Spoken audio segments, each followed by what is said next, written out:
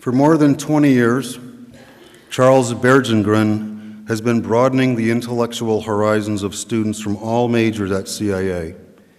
He began teaching liberal arts courses in 1991 as an adjunct faculty member and accepted a faculty appointment in 1994. He was promoted to full professor in 2011. Charlie earned a PhD in folklore and folk life from the University of Pennsylvania and has published on Pennsylvania vernacular architecture. Among his proudest professional accomplishments is the inclusion of his interpretation of vernacular portraits in the 2007 textbook, Framing America, A Social History of American Art. At CIA, he has taught courses including Cultural History Survey, Folk Art, Minority Art, Outsider Art, American Vernacular Architecture, and avant-garde film courses in visual poetics and radical narratives. He was nominated for this award by his former students who credit him with, and these are quotes from a few of the nominations, instilling me with his passion for finding the unknown, hidden stories behind everything that surrounds us, and challenging us, demanding us to be present to our work, and teaching me about ideas and ways of thinking that broke through the walls of departments. In gratitude for that dedication to teaching, I am delighted to present Dr. Charles Bergengren with the Viktor Schreckengost Teaching Award. Charlie.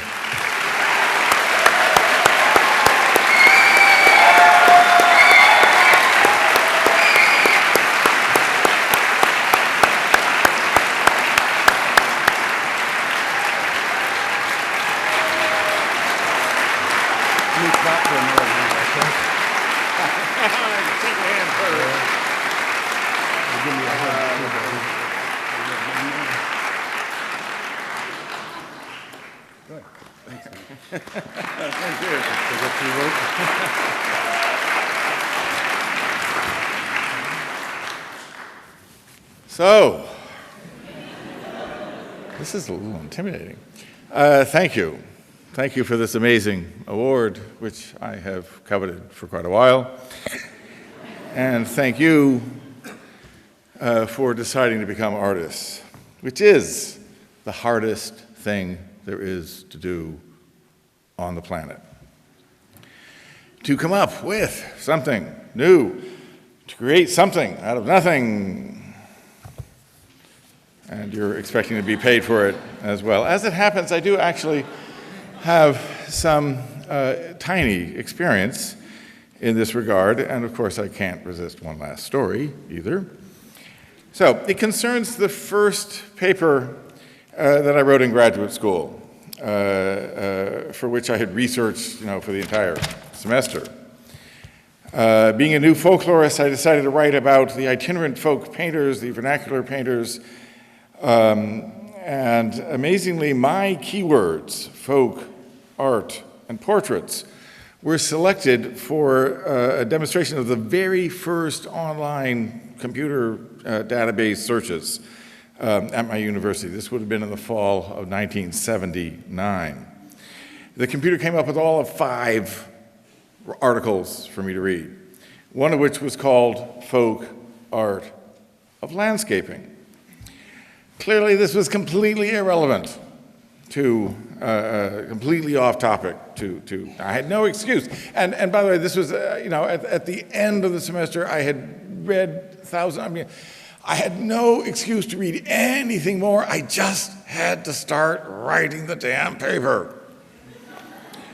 But, as you might know, I like gardens, I like landscapes. I include a lot more of that sort of thing in my classes than some people.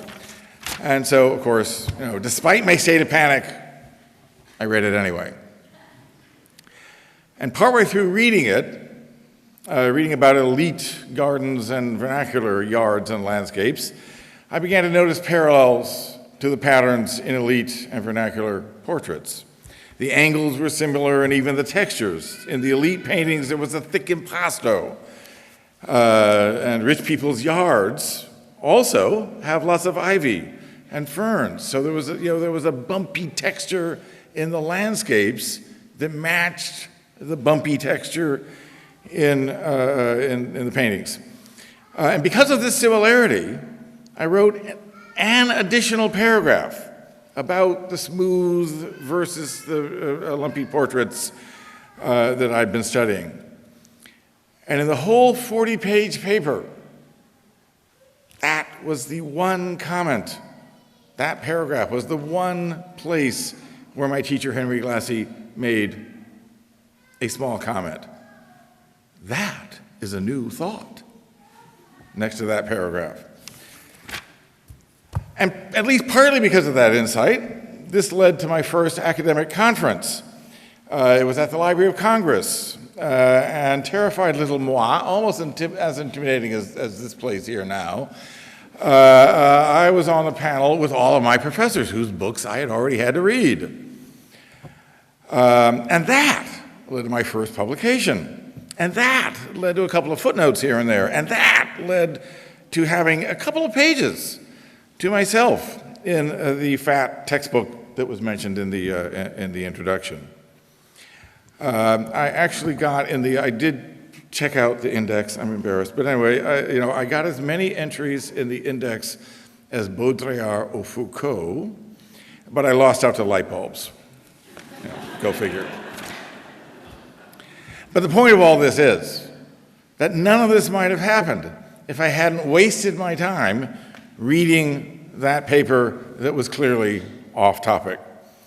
So nowadays I do have a motto: read something irrelevant every day. Of course, you have to do all the regular research. You have to do the standard research, tracking down all the leads that people have come and told you about and so forth, all the regular paths that people have already thought of. But you won't find something new.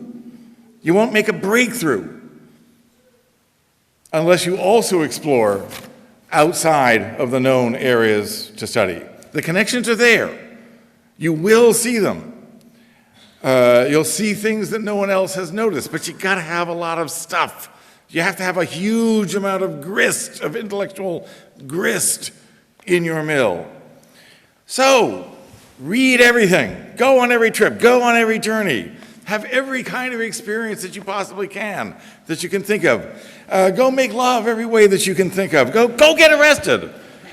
As a nonviolent protest, a political protest, of course. But unpleasant experiences will probably lead to better art than, happy, nicey, lives all the way. And I'll tell you, I did get arrested on a political protest once upon a time, and you haven't lived until you've heard that clang behind you. Or tasted prison bologna sandwich cuisine and been grateful for it as well. So read every book, read every comic book, go on every website, do every blog, have a blast exploring the world, and make art that will blast us out of the water. Thank you.